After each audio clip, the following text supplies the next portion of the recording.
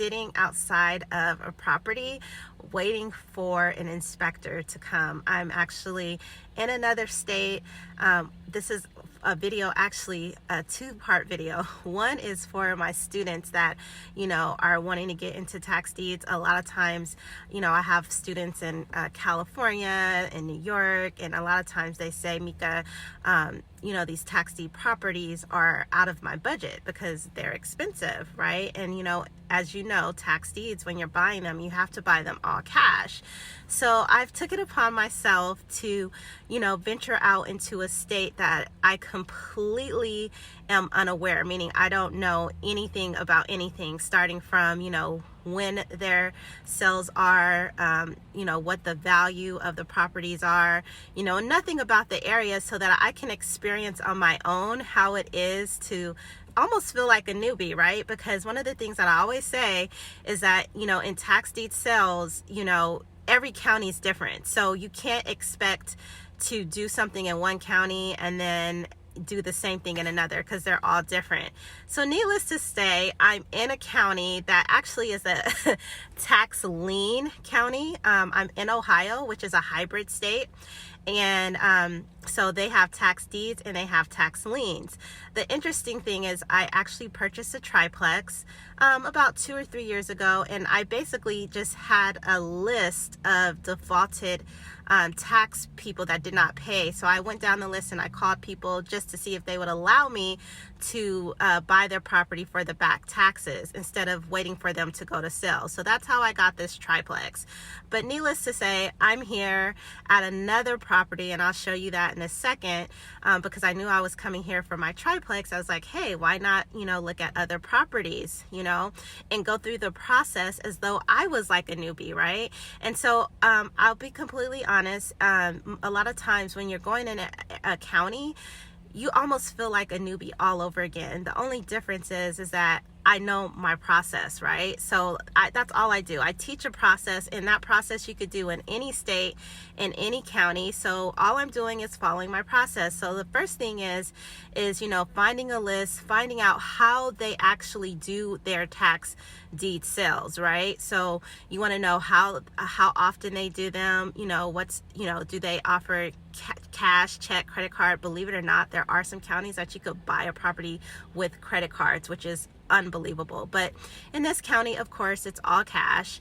And so I was looking before I came here. I noticed that there were a few properties that were really cheap. They were less than $10,000. So I made a list of all the properties that were less than $10,000. And then I went to go look at their value, right? So I was like, most of them were like $70,000 to $100,000. So I was like, okay, these numbers will work no matter what condition they're in, right? However, you always have to check and see what they look like, because what you might see on Google, or you might see on like Redfin or Trulia, which is all real estate websites, may not actually be the physical property. So the other day I actually went by a few of the properties, and they all looked pretty good. Like they all had pretty nice looking bones. So needless to say, I've been down this rabbit hole of trying to figure out how do I get this property, because it went to sell twice and no one purchased it. And what I found out is like this county, like nobody really cares. Like I guess there's tons of properties. But here's my little list. I've had these are all like the departments that I've been calling. It's just crazy. And I'm saying this all to say that I too understand your pain if you're in a new county or you're new and you're trying to learn this process. The process is not hard. It's calling the people and asking the right questions, right? So here I am, trying to find out, okay, this property didn't sell twice, so what do you guys do with these properties? So the first time I called the county clerk's office, right? The county clerk's office told me I need to call the sheriff's department. Then the sheriff's department told me I need to call the treasurer department. Then the treasurer department said I need to call the foreclosure state sales. The foreclosure state sales said I need to call the fiscal officer. So I'm saying this all to say, don't get frustrated, because you have to get to the bottom of it, right? Somebody knows the answer somewhere. So you just have to So you just have to keep on searching until you find the answer, right? Because nobody is going to care about what you're trying to accomplish, right? So even though you keep getting the runaround and, you go from department to department, you have to just get to the bottom of it, because once you get to the bottom of it, then you're gold. Because just think about how many other people just stopped at, the county clerk's office, and then when they got transferred over to the treasurer's office, and then they were like, forget it. This is for those that really want some cheap properties. You don't really get anything for free, right? Like, I haven't gotten all these properties that I've gotten for cheap because I called one department. No, it was me actually calling, asking the right questions, doing my due diligence, and doing all the research that's required in order to get the property. So I'm saying this all to say that at the end of the day, I found a list of properties, over $1,000 parcels, which are lots or properties, that are actually, I could go down to the county and buy. Now, for those that do know me or have taken my course, a lot of you know I'm from California, but I moved to Texas to do tax deeds, and I love it because, once again, you could just go to the county and you could do over the counters. There's a lot in Texas, there's none in California, but here I am in Ohio, and I've just discovered it's not called the over-the-counter. It's pretty much another department. I'm not going to give away that information, but if you ever get my course, I will have that list on there. I'm going to put it in all my courses. But because there's so many properties, the only thing that I always tell my students, the money is in the buy, meaning you do have to do your due diligence, you do have to do your research. And in the beginning, I said this is a 2-part video, so I'm going to just get back to the 2 parts. The first thing is, there are areas that you can buy cheap properties. It just might not be in your backyard. So you may have to get on a plane, or you could hire someone, or you can, if you have family members in other areas, you can buy property and allow them to manage it. So that's number one. You can find there's ready available properties for cheap doing tax deeds pretty much anywhere. Okay. And then the second part is, I basically wanted you to know that don't give up.